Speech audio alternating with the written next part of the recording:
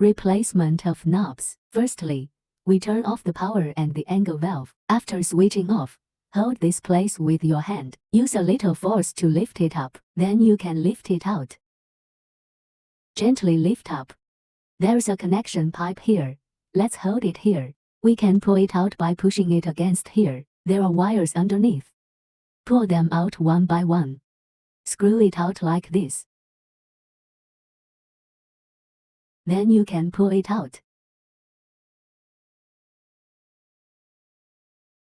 This one too, and this one too. Pinch this one. Then you can take it out. Then the lid can be taken out. There are 3 screws. Let's loosen them. After loosening it, we gently put it down. There's a screw here. Let's loosen it. Loosen it and pull it out. There's a pipe here. See if it's stuck. If it is, pull the tube. Then you can also pull it apart. After pulling it apart, we will unplug the wires on it one by one. Take a picture of the wires before pulling them out, so that you can plug them back in later. Pinch the port and pull it out.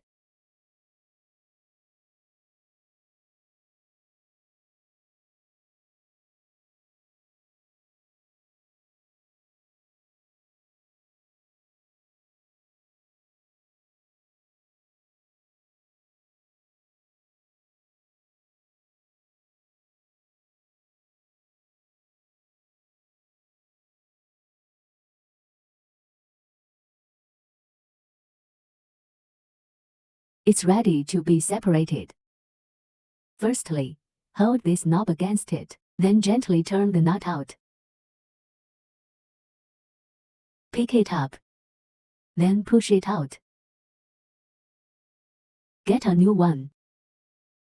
There's a slot on the knob.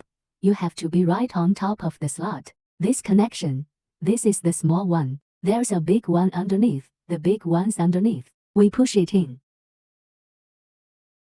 The wire goes through here. Just press it against it and tighten it.